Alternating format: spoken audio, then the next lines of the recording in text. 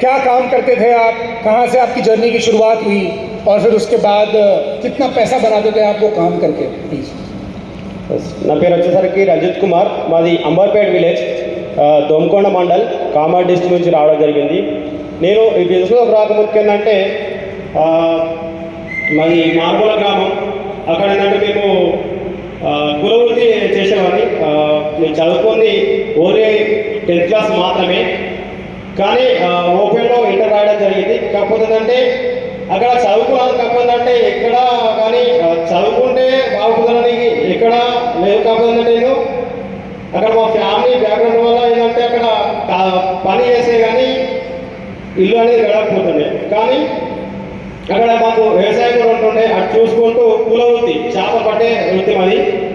గంగపుత్ర మేము చేపలు పట్టుకుంటూ ఊరు తిరిగి అమ్మే వ్యక్తి నేను. ప్రతి ఊరు, మా ఊరు పక్కల ఒక 6 గ్రామాలు ఉంటాయి. అక్కడ తిరిగి ఊరుగా తిరుగుకుంటూ నేను పట్టుకల చేప అనేది నేనే అమ్మేవాడిని. అక్కడ చేస్తున్నప్పుడు ఏంటంటే నాకు డైలీ ఇన్కమ్ అనేది మంచిగా వస్తుండే. 1000 రూపాయలు, 1500, 2000 దాకా వస్తుండే. కాకపోతే ఏంటంటే అక్కడ టైం అనేది నా చేతిలో లేకపోతుండే. అది ఎప్పుడైతే ఇప్పుడు ఆ గంపలో ఉన్న చేపలు ఎప్పుడైతే అయిపోతే అప్పుడే నేను ఇంటికి రావాల్సి వస్తుండే. కానీ నేను చేతకు పోయేది ఎప్పుడు 4:30 టైంలో వెళ్తుండే. మామూలుగా 4:30 టైంకి వెళ్ళి ప్రాజెక్ట్ ఉంటుంది అక్కడ మాకు, నార్మల్ డ్యామ్ అనేది. ఆ ప్రాజెక్ట్లోకి వెళ్ళి చేపలు పట్టుకొచ్చి 4:30కి వెళ్ళి చేపలు పట్టుకొచ్చి తిరిగి అమ్మే వరకల్లా టైం ఎంత వస్తుందంటే మధ్యాహ్నం 1 నుంచి 4 మధ్యలో ఎంత అయితే తెలియదు. ఆ టైంలో నేను ఇంటికి వచ్చి అప్పుడు బ్రష్ చేసేవాడిని. అంటే నా టైం అనేది నా చేతులు లేకపోతున్నాయి. అంటే అవి అప్పుడు కూడా అయిపోకపోతుంటే ఇంకా కూడా టైం అనేది గడుస్తున్నాయి. बस ये एक छोटे से गांव से है और ज़्यादा इन्होंने पढ़ाई नहीं की, स्कूलिंग पूरा नहीं किया था। और इनकी जो वृत्ति है, यानी इनके जो बाप दादा से जो चलते आ रहा है वो मछली पकड़ने का काम। और वो गलीला वही भी चावल इतना बिम्बा दे कौन सा गेम, ताकि इनको क्या है, इन लोगों को भरोसा नहीं होता है। इनको 3 दिन बिठाना पड़ता है, फैमिली में खिलाना पड़ता है, अच्छा खाना खिलाना पड़ता है, फिर इनको भरोसा होता है कि बिजनेस चलता है। मेरे भाई मछली बेचने वाले हैं, स्टेज पर बैठे हुए हैं आपके सामने, अभी आवाज़ लगा के बताएंगे सच में मछली बेचते थे। సో ఈసారి చేపలు ఎట్లా అమ్ముతారు, అది ఎట్లా అరుస్తారు, అది ఇప్పుడు చూపెడతారట. మీకు విశ్వాసం కలగాలి దాని గురించి. तो एक बार मछली वाली बेचने वाली आवाज़ लगाइए। చేపలమ్మ, చేపలు వచ్చినాయి, చేపలు, ఫ్రెష్ చేపలు ఇప్పుడే వచ్చేసామ్మా. చేపలు తీసుకోండి, ఆరోగ్యంగా ఉంటారు. చేపలమ్మ, చేపలు. ऐसे कितने घरों में जाते కంపలు చేపలు అయిపోయింది. ఒక ఊరికి వెళ్ళిన తర్వాత అక్కడ చేపలు అమ్ముకోకపోతే మళ్ళీ పక్క విలేజ్కి వెళ్ళేవాళ్ళు.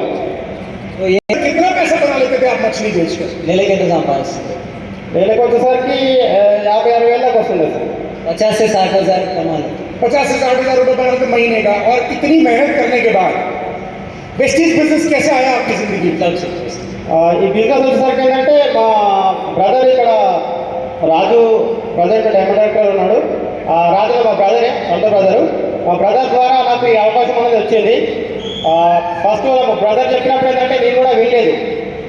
నేను ఈ బిజినెస్లో రాకుండా ఏంటంటే ఎక్స్ కంపెనీ అనేది ఒక వేరే వాళ్ళ నాకు పరిచయం అయ్యి అక్కడికి వెళ్ళడం జరిగింది. అక్కడ ఏంటంటే నాతో ఒక 15,000 నడిపించారు.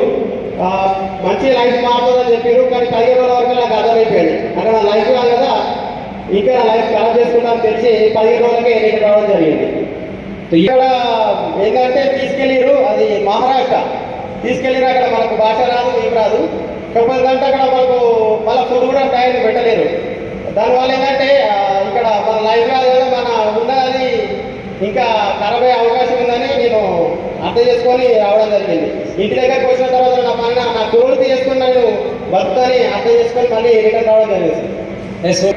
మా బ్రదర్ వాళ్ళు వచ్చింది, ఇక ఇది కూడా అట్లే ఉంటుందని నేను కూడా మా బ్రదర్ రాజు సార్ చెప్పడం వల్ల ఏంటంటే నేను ఇల్లేదు ఫస్ట్. అంటే నాకు ఆల్రెడీ బయటది టచ్ ఉంది కాబట్టి నెట్వర్క్ ఏంటి ఇలా ఉంటుందేమో అనుకొని నేను కూడా 3 నెలలు మా బ్రదర్ అయినా సార్ నేను పక్క పెట్టడం జరిగింది. నా పని నేను చేసుకున్నాను, చెప్పినా కానీ వెళ్ళలేదు 3 నెలలు. वो 15,000 वाला एक्सपीरियंस था। ఇప్పుడు మా బ్రదర్ చెప్పిన తర్వాత 3 నెలలు పక్క పెట్టిన తర్వాత సంజయ్ సార్ అనే మా అప్లైన్ గ్రేట్ అప్లైన్ చెప్పడం ద్వారా తర్వాత ఏంటి అంటే చేసుకొని సార్ వాళ్ళ చెక్ చేసిన. సార్ దగ్గరికి వచ్చినప్పుడు 90,000 ఇన్కము, కానీ ఆ 3 months తర్వాత 1,30,000 ఇన్కమ్ చూసిన. అప్పుడు కొద్దిగా అర్థమైంది, ఓకే ఇంకా చేసుకోవచ్చు, డబ్బులు వస్తాయని నమ్మకం వచ్చి అప్పుడు పర్చేజ్ చేయడం జరిగింది. నాకు హెల్త్ ప్రాబ్లం ఉండే, ఇప్పుడు ఎవరికైనా మాట్లాడే లేకపోతే లిప్స్ కానీ షవరింగ్ వస్తుండే. ఆ హెల్త్ ప్రాబ్లంకి నేను సరే ఇందా చెప్తున్నారు కదా ఒకసారి ప్రోటీ వాడు చూద్దామని ప్రోటీ తీసుకోవడం జరిగింది.